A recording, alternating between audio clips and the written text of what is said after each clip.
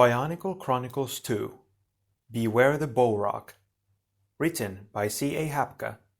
Recording by Toatapio Nuva. Chapter 5 Mountains Crumble. Pohatu was the first of the Toa to reach his own village. Pokoro was located in the barren, rocky desert. The Pomatoran had built sturdy dwellings of rock and sand that blended in with the desert's craggy peaks and blowing dunes. As he drew near Pokoro, Pohatu realized that the land before him looked much different than the last time he'd come this way. "Bohrok," he muttered grimly. The village was in danger.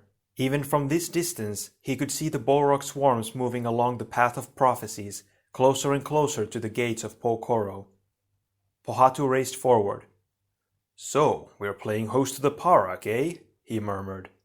"Well, I'm not feeling very welcoming right now." He leaped over a fallen monument and looked around. Turaga Anewa was struggling against the Bohrok, trying to keep it from knocking over another monument. But the insect-like creature hardly seemed to notice the blows. It pushed past the Turaga and crashed against the tall carved stone. "Stand aside, Anewa!" Pohatu cried, racing toward the Bohrok. "Pohatu!" Anewa exclaimed with relief. "It is good to see you, especially now." Pohatu flashed a rueful grin. "It's good to feel so loved, my friend," he quipped. "Quick now, the monuments are already lost. We need to focus on protecting the village itself." Anewa nodded.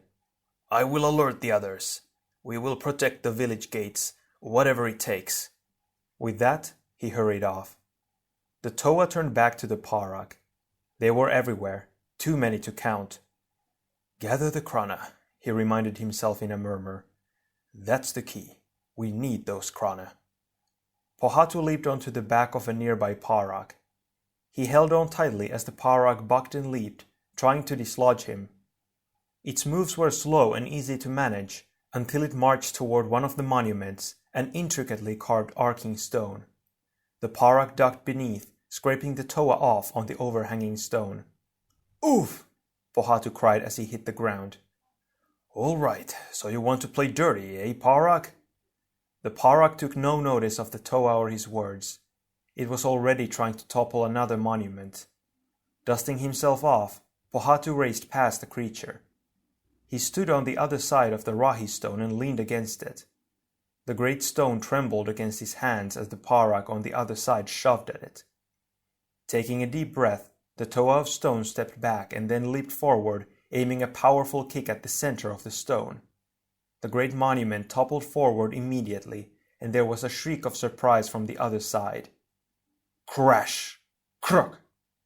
The enormous stone crashed to the ground, with the Bohrok trapped underneath. "Sorry, my ugly friend," Pohatu said, stepping forward and wrenching the headplate off the creature. "I'm afraid you have something I need." He carefully lifted the glowing green Krana from within. He was pleased to see that it was slightly different in shape from the one they'd found back in Takoro. Good.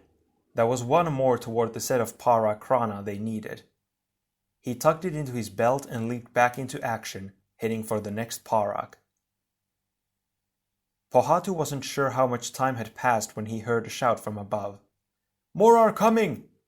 He glanced up and saw that the shout had come from the lookout post atop the village gates, where a villager was scanning the horizon. The Toa of stone hooked his climbing claws into the gate and swung himself up to the lookout. Another swarm of Bohrok was heading toward the village. They were Leivak, judging by their bright green color and the way they melted everything in their path by shooting acid out of their curved claws. "What should we do?" the Matoran asked. Pohatu's heart sank. Though he had been successful in gaining a few more Krana, he had been unable to drive off the Bohrok swarms.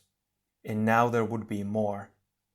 But his voice was steady as he replied, "What else can we do, little brother, but let them come and fight them when they get here?" Then he leaped down to meet the Leivak, ready to defend his village and his people. End of Chapter 5.